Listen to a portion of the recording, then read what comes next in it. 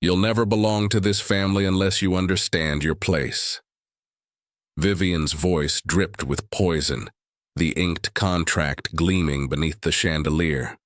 Melody's hands shook, not from fear, but from fury she'd been taught to hide. They called it a prenup. She knew it was a muzzle. Every word on that page stripped away her dignity in exchange for approval she'd never earn.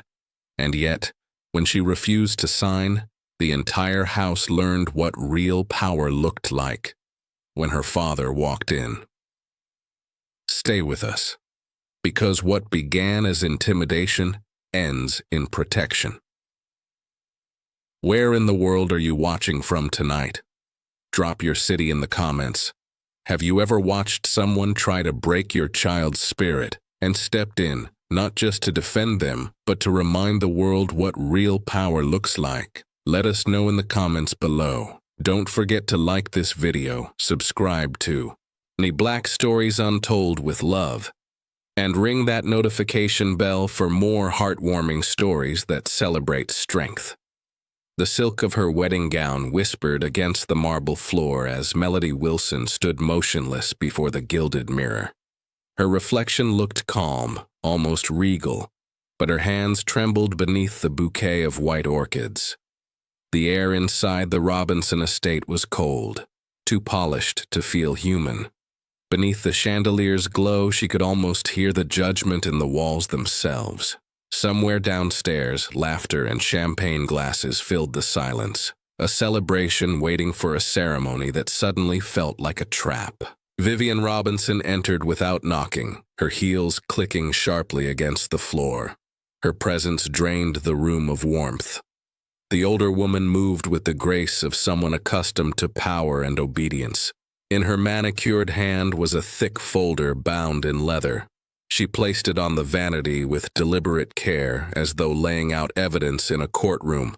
Melody did not move. Her breath caught in her throat as Vivian's eyes swept over her gown, her jewelry, her very skin, as if measuring how far beauty could stretch beyond lineage. "It is standard procedure," Vivian said, her tone smooth as glass. "Every woman who joins this family signs one." Melody hesitated, unable to find her voice.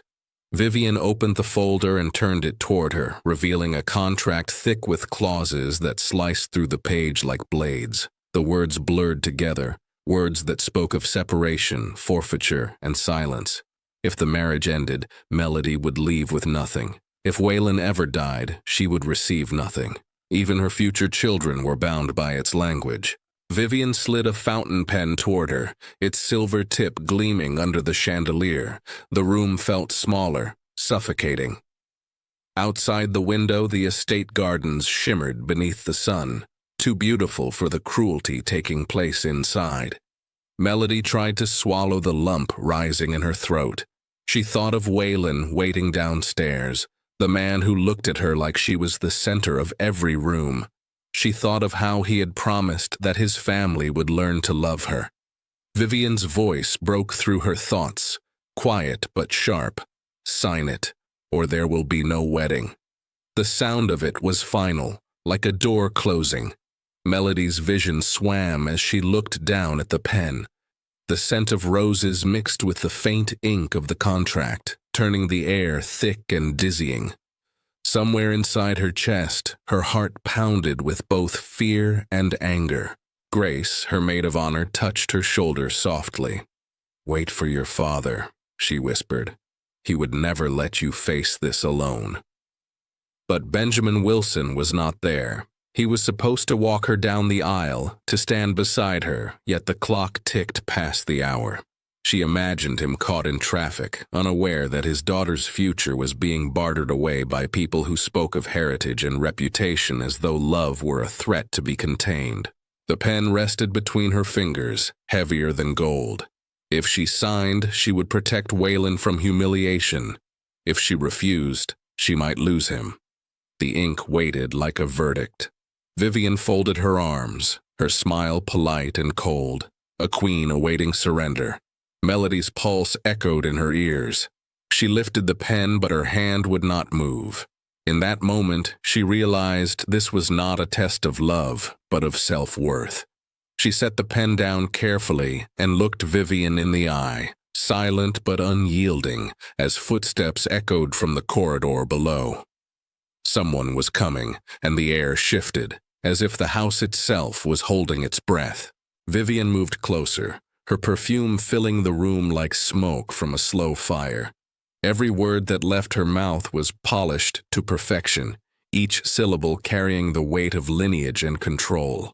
She spoke of family legacy, of expectations, of what it meant to be a Robinson.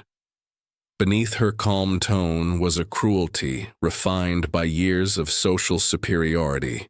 She leaned near enough for Melody to feel her breath, whispering that a woman like her could never truly be accepted. Not by the board, not by the family, not by the city that watched their every move. Melody felt the sting of every syllable sink into her skin. Grace stepped between them, her voice trembling but firm. This is supposed to be her wedding day, not a business meeting. Vivian's eyes flicked toward her, cold and disdainful, before returning to Melody. "You should be grateful," she said softly, "that my son sees past appearances." Her hand brushed over the document again, her manicured nails clicking against the paper. "Sign it, and this will all go away." The laughter from downstairs echoed faintly, mocking in its distance.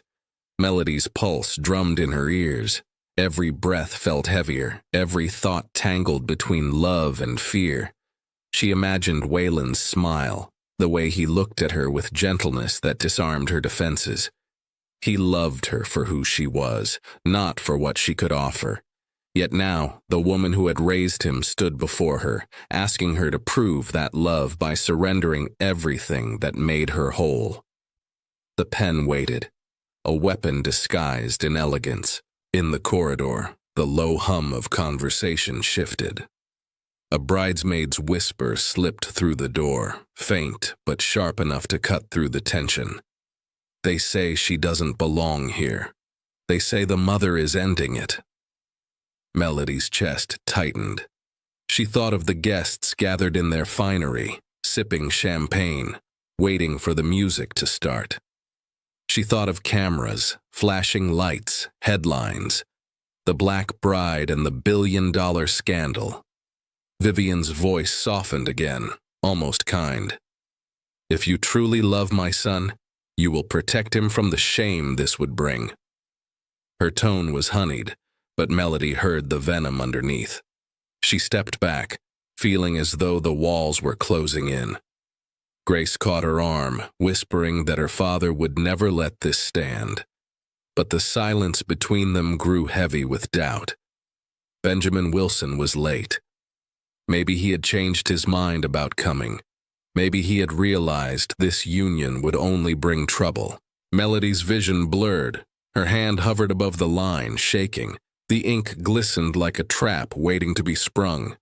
She imagined the future that might follow if she signed. Polite smiles, quiet gossip, and a husband caught between love and loyalty. She saw herself fading into the background of her own life. Her breath hitched. Vivian stepped closer, her tone now a whisper of finality. "It is your choice, my dear, but make it quickly." The music downstairs had stopped. The murmur of voices grew louder, restless. The moment stretched thin, fragile as glass. And just as the pen began to move, a deep, commanding voice rose from the doorway, rich with fury and love. The kind of voice that could silence a room. The kind that could stop a lifetime of silence before it began. The doors slammed open with a force that made the chandelier tremble. All at once, the air changed. Benjamin Wilson stepped into the room with the certainty of a man who had built his empire brick by brick. His tailored suit fit like armor, and his gaze cut through the opulence like lightning through a storm. Behind him, the stunned attendants froze mid-step. Melody's heart stopped. Her father's presence filled the space, steady and unyielding, and for the first time all day she felt the ground beneath her feet again. Vivian's smile faltered, a flash of unease breaking her perfect composure. She recovered quickly, clasping her pearls as if to remind herself of her rank. "Mr. Wilson," she said smoothly, "your entrance is most unexpected." Benjamin ignored her. He moved toward Melody, his hand gentle as it brushed her shoulder. "You all right, baby girl?" he asked softly, his tone shifting from thunder to warmth. Melody nodded weakly, but tears glimmered in her eyes. She had held herself together until now. Benjamin turned to the vanity where the contract lay open. His eyes scanned the pages, and with every line his jaw tightened. He read aloud words designed to humiliate, clauses that reduced his daughter to property. The sound of his voice echoed like judgment in the cavernous room. Vivian tried to interject, claiming it was standard procedure, but Benjamin's look silenced her. He tore the final page free, holding it between his fingers like something diseased. "You dare to put this in front of my daughter," he said, each word deliberate, his tone deadly calm. "You take her love, her loyalty, her name, and offer her shame in return." Vivian's face stiffened, her chin lifting in defiance. "This is a business family," she replied coldly. "We protect what we build." Benjamin stepped closer, his height forcing her to look up. "And what you built," he said, "is a house where love comes second to greed." Grace stood near the window, her hands clasped together as if in prayer. She had never seen power shift so completely. The staff at the doorway whispered among themselves, their eyes darting between the two titans facing off. Melody stood silently, her pulse loud in her ears. Vivian tried to regain ground, her voice dripping with superiority. "Your daughter was marrying into a legacy she could never understand." Benjamin's expression hardened, but his tone remained even. "Legacy built on the backs of arrogance never lasts," he said. He turned to Melody, his voice soft again. "You will not sign this. You will not trade your worth for acceptance." Melody's trembling hand dropped the pen entirely. It clattered against the floor, rolling into the folds of her gown. Vivian's eyes followed it, her composure finally cracking. Downstairs, the murmur of guests drifted through the air, unaware of the battle happening above them. Benjamin reached for Melody's hand, steady and sure. "Come on," he said. "You are leaving with me." Vivian took a step forward, but Benjamin's glare froze her in place. The weight of his authority left no room for argument. As father and daughter walked toward the door, Vivian called out one last attempt at control, her voice sharp and desperate. "You'll regret this," she hissed. Benjamin paused, his back still turned. "Only those who lose their conscience live with regret," he said quietly. And then the doors closed behind them. The music from below rose again, a distant, hollow echo of celebration in a house that had just lost its mask. The echo of the closing doors barely faded before footsteps pounded up the marble staircase. Waylon appeared in the doorway, breathless, his tie loosened, confusion etched across his face. His eyes darted between the scattered papers on the floor and the tense stillness that hung between his mother and Benjamin. For a moment, no one spoke. The silence was thicker than air, heavy with pride and pain. "Mother, what have you done?" he asked, his voice low but trembling with fury. Vivian straightened, her composure returning like a mask. "Do not take that tone with me, Waylon," she said coolly. "I am protecting this family from humiliation." Benjamin turned toward him, his presence unshakable. "Protecting," he said quietly, "is not the same as controlling." Waylon's gaze fell on Melody. Her wedding gown, once glowing with promise, now looked like a shroud of defeat. Her eyes were red, her bouquet crushed in one trembling hand. He crossed the room, ignoring his mother's glare, and took Melody's hand in his. "Tell me this isn't what it looks like," he whispered. Melody could not answer. Her throat felt too tight, her words buried under the weight of everything she had just endured. Vivian's laugh broke the silence, sharp and brittle. "This is exactly what it looks like," she said. "Your fiancé was about to walk away from the most important moment of your life because she refuses to understand what it means to marry into responsibility."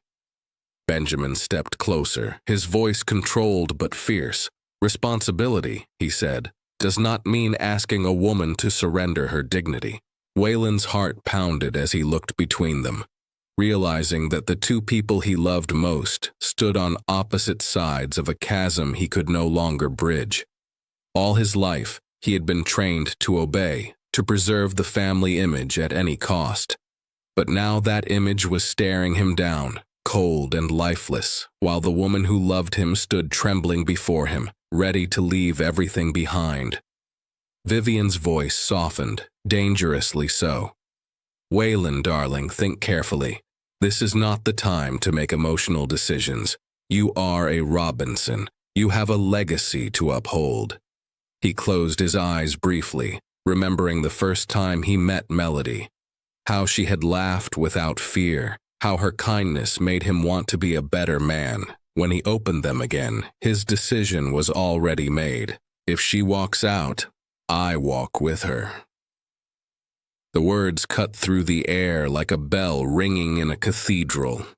Vivian's face drained of color, her hand gripping the back of a chair to steady herself. Benjamin's expression did not change, but a flicker of approval passed through his eyes.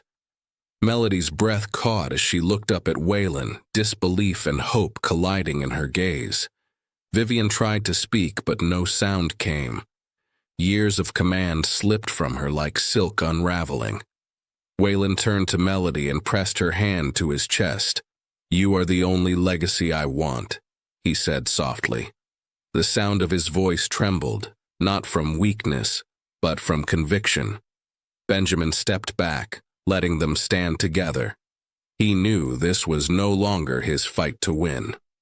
Vivian sank into the nearest chair, her pride collapsing under the weight of her son's defiance. For the first time, the Robinson estate felt like a battlefield, and love, not power, had claimed victory. The corridor erupted into chaos the moment Melody stepped out of the room. Guests turned, whispers slicing through the air like blades. The orchestra faltered, the music stumbling to a stop as the bride, still in white, rushed past the stunned crowd. The hem of her gown dragged through spilled champagne and scattered petals.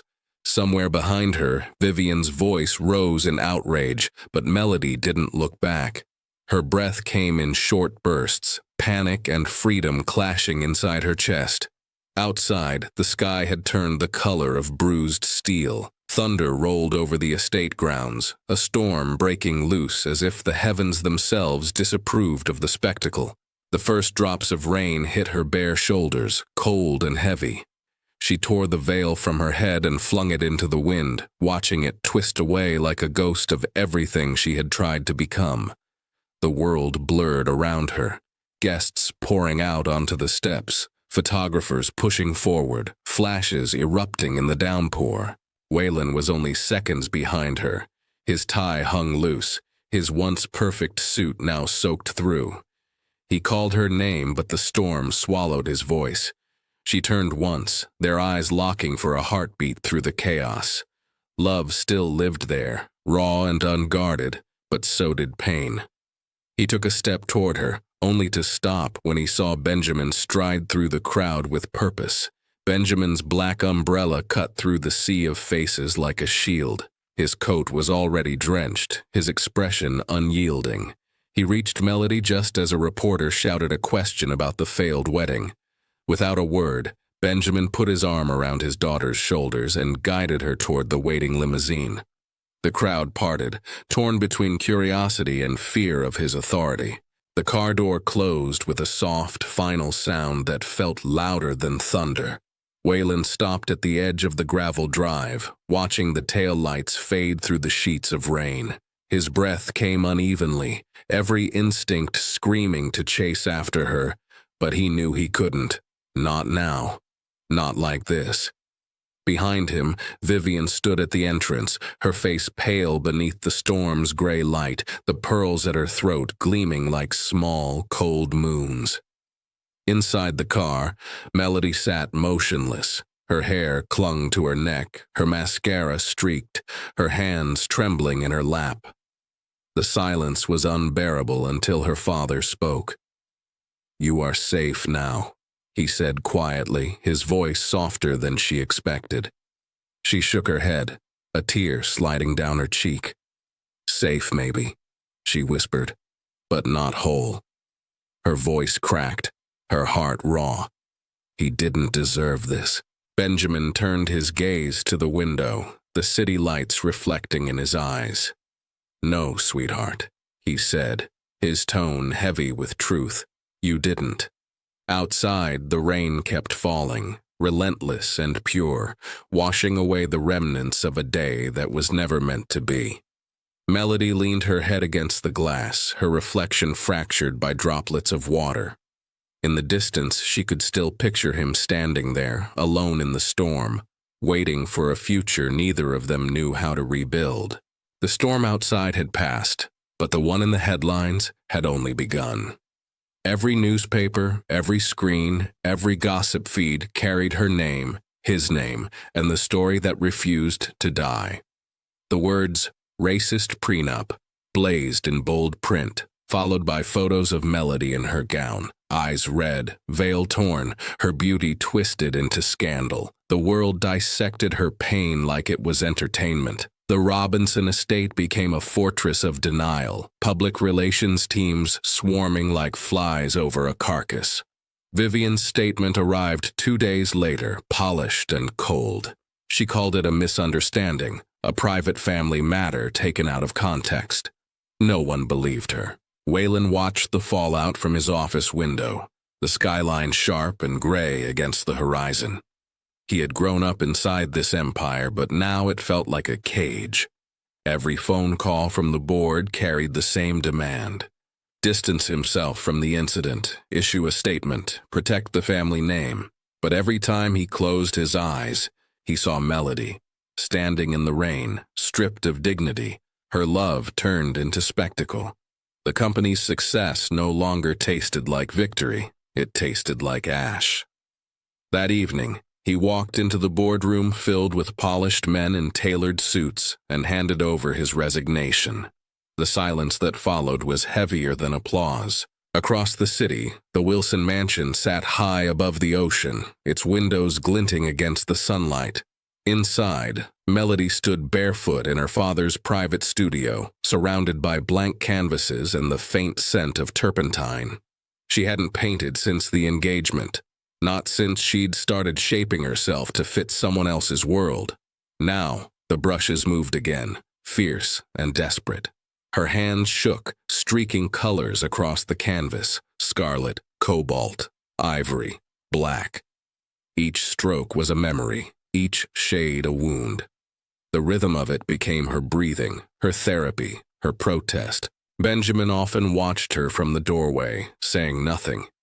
He had built his fortune through precision and power, but nothing in his empire could mend the quiet sorrow in his daughter's eyes. When she painted, he saw the truth of what she could not say aloud. The love she still carried for the man who had chosen her, the anger at the world that refused to see her as enough, the grief for a dream that had collapsed before it could begin. At night, Melody would sit by the balcony, the ocean whispering below. She tried to convince herself she had done the right thing, that leaving was strength, not surrender. Yet every wave seemed to echo his name. Her father joined her sometimes, his presence silent but solid beside her. He wanted to protect her, but he understood that heartbreak was not something wealth could shield.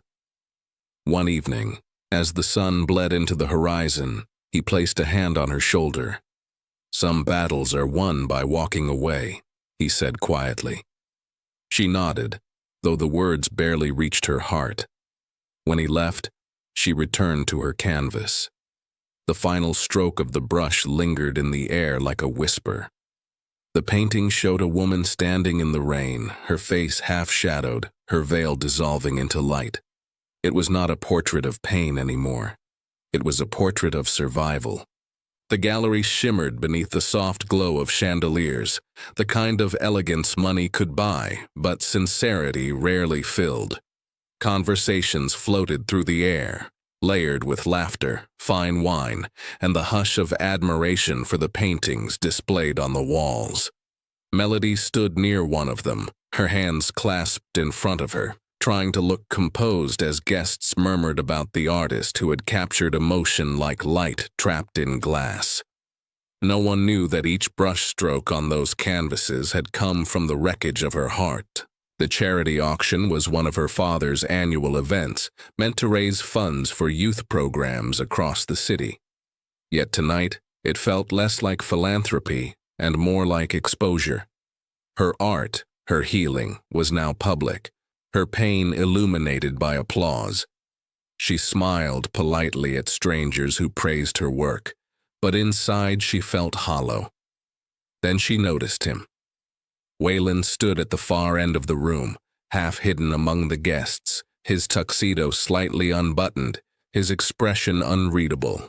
The world around her blurred until there was only the distance between them, filled with everything they had left unsaid. Each time a bid was announced, the auctioneer's voice cut through the murmurs. 1,000, 5,000, 10. The numbers climbed faster than Melody could comprehend, and every bid carried the same discrete paddle number. The mysterious bidder seemed intent on buying them all. Her pulse quickened as she realized the truth. No one else would do this. Only he would turn redemption into silent devotion. When the final piece sold, her favorite, a storm breaking over an empty horizon, she looked across the crowd and found his eyes already waiting for hers. For a moment, she forgot how to breathe. Memories rushed in like tidewater, the rain-soaked steps, the vows that never came, the man who had defied his world for her. She loved him still, though she wished she didn't. He smiled faintly, not in triumph, but in apology, and then he turned toward the exit. Outside, the night air was sharp with the scent of sea salt and city lights. Waylon stood by the valet waiting for his car when Benjamin's voice called from behind him. The older man walked toward him, steady and composed, every inch the figure of power the city admired. Waylon straightened, ready for the confrontation he knew was coming. Benjamin didn't raise his voice. He didn't need to. "You want to love my daughter," he said evenly, "then earn the right. Build something of your own, without your mother's money, without her shadow." Waylon held his gaze, the words cutting deep, but not cruelly. He had expected anger, but this was something different, a challenge wrapped in respect. He nodded once, understanding. "I will," he said quietly. Benjamin studied him for a long moment before stepping aside, letting him go. Back inside, Melody watched from the balcony above, her heart caught between fear and longing. She didn't know what tomorrow would bring, but as she saw him disappear into the city night, something inside her softened. Perhaps some stories weren't meant to end in ruin. Perhaps redemption began not with forgiveness, but with the courage to start again.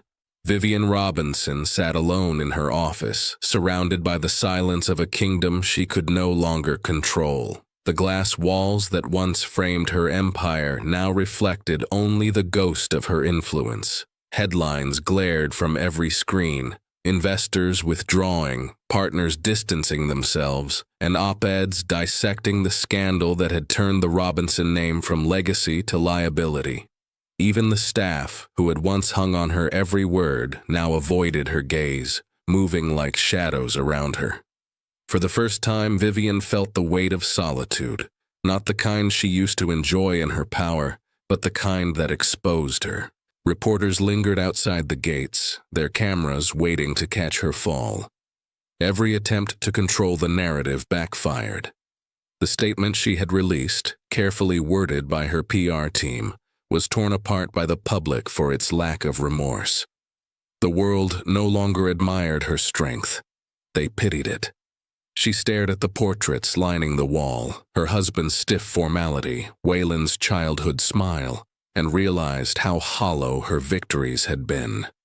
The empire she'd built had no heartbeat, no warmth, no soul. Late that afternoon, she made a decision that startled even herself. She dismissed her driver and took the wheel of her own car, something she hadn't done in years. The drive to Benjamin Wilson's estate felt longer than it should have. The ocean glittered beside the winding road, mocking her with its calm. She had rehearsed a dozen speeches on the way, each one sounding less convincing than the last. By the time the iron gates opened and she was led to Benjamin's study, all her words had dried up. Benjamin was already there, standing by the window. His posture was relaxed, but his presence filled the room. When he turned toward her, she saw no gloating in his eyes, only quiet certainty. She hesitated before speaking. "I came to apologize," she said, her voice measured. He waited, saying nothing. "I may have overstepped," she continued, choosing her words like a fencer choosing a blade. "My intention was never to humiliate your daughter, but to protect my family's reputation." Benjamin's expression did not shift. He moved closer, his tone calm but unyielding. Power without empathy destroys everything it touches. Vivian's mouth opened slightly, as if to argue, but no sound came. For a fleeting second she saw in him the strength she had once pretended to possess, the kind rooted in integrity rather than fear. He gestured politely toward the door, not in dismissal, but in quiet finality. There was nothing more to say. The drive back felt colder. By the time she arrived at the Robinson estate, the sun had set and the house seemed unnaturally still. She walked through the corridors, her heels echoing off marble, each sound reminding her of the emptiness she had built. Passing by Waylon's old room, she reached for the doorknob out of habit. The door opened to stillness. The desk was cleared, the closet empty, the shelves bare except for a single framed photograph. Waylon and Melody, laughing at something beyond the frame. Vivian's breath caught. For the first time in years, tears welled in her eyes. She sank onto the edge of the bed, clutching the photo. The silence pressed in around her, merciless and complete. Her empire was intact on paper, but her family, the one thing she had tried to control most, was gone. The season shifted quietly, and time began to smooth the rough edges of what had been broken. The world had moved on from the scandal, yet its echoes still lived in quiet corners of conversation and headlines buried beneath newer controversies. Waylon no longer cared. The Robinson name had once been his armor. Now it was a weight he refused to carry. He poured his energy into something different, something that felt alive. The non-profit he founded began as an idea scribbled on a napkin, a company that used technology to solve real problems in underfunded communities. Within months, it had grown into a force for change. He stood at construction sites alongside Benjamin's project managers, his sleeves rolled up, his shoes covered in dust. No press, no suits, no titles, just work that mattered. Cameras eventually found him again, but this time, the story was different. The headlines didn't call him the fallen heir. They called him a man rebuilding his legacy from the ground up. When Benjamin saw the news, he said nothing, but the faint smile tugging at the corner of his mouth told the truth. Melody caught the story late one evening as she cleaned her brushes. The screen flickered with his image, Waylon laughing with a group of local students testing one of his prototypes. Something in her chest stirred, something she thought she had buried. She turned the television off, but his voice lingered in her mind, soft and familiar. She had spent months convincing herself she didn't need him. Yet as she looked at her paintings, she realized he was in every one of them, sometimes as light, sometimes as shadow. A week later, her father hosted another charity event, and she saw Waylon there for the first time since that night in the rain. Their eyes met across the room, the moment stretching thin and delicate. He didn't approach her then. He waited, patient and deliberate, until the night he finally found himself standing outside her studio door. She opened it before he could knock. The space smelled of oil paint and sea air. Canvases lined the walls, some finished, some still raw and half-formed. He hesitated in the doorway, his posture humble in a way she had never seen before. "I never wanted to save you," he said quietly, his voice steady but soft. "I just wanted to stand beside you." The words hung in the air, simple and unguarded. She didn't speak at first. Instead, she looked at him, the exhaustion in his eyes, the sincerity in his stance. For the first time, she didn't see the heir to a fortune or the man caught between worlds. She saw the boy who had loved her without calculation, now grown into someone who understood the cost of that love. She stepped aside, letting him in. He walked past her into the studio, his gaze tracing the art that told their story without words. The silence between them shifted, no longer heavy but full of possibility. Melody reached for his hand, tentative but sure. It wasn't forgiveness that passed between them. It was recognition. The quiet understanding that what had broken them once might now be the very thing that could bring them home. The garden was quiet before the music began, a hush of anticipation that shimmered in the golden afternoon light. The magnolias had bloomed early that year, their petals drifting through the air like blessings. Rows of white chairs faced a simple arch woven with ivy and pale pink roses. It wasn't the grandeur of the Robinson estate, nor the spectacle of wealth that had once defined them. It was smaller, gentler, built from sincerity rather than tradition.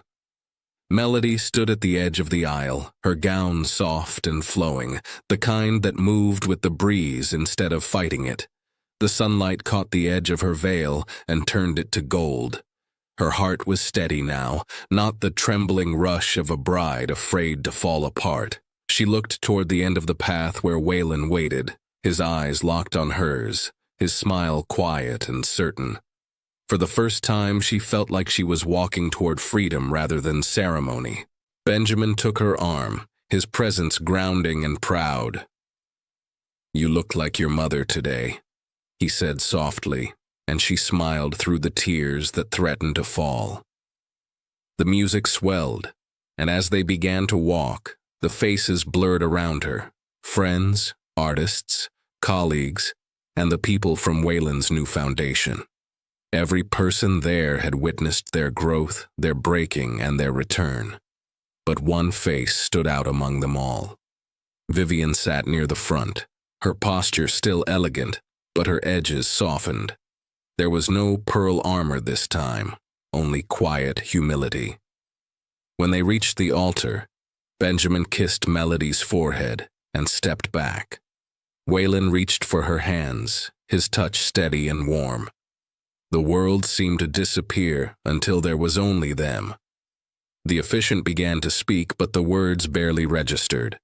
Their story had already written its vows long before this moment, through pain, through patience, through the choice to begin again. As Waylon slid the ring onto her finger, his voice broke the silence, low enough that only she could hear. No paper could define this. Melody's breath caught as the truth of it settled between them. This wasn't a union built from obligation or redemption. It was a promise carved from honesty.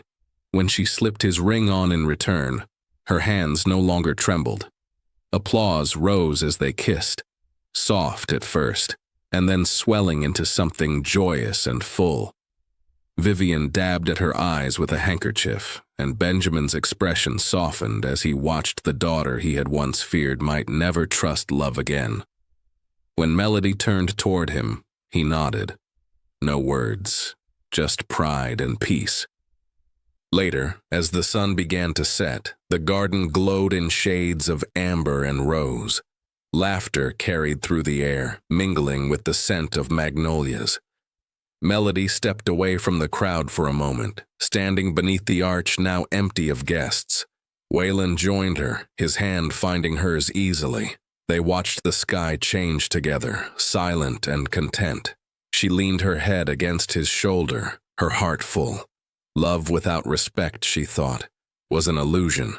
But love that endured truth, that fought to be seen and still chose to stay, that was forever. If this story moved you, share it. Somewhere, a woman is still being asked to shrink herself to fit someone else's legacy. Remind her that dignity is not up for negotiation, and that no contract can silence self-worth. Comment below if you've ever had to stand tall in a room that hoped you'd bow. Let us know in the comments below.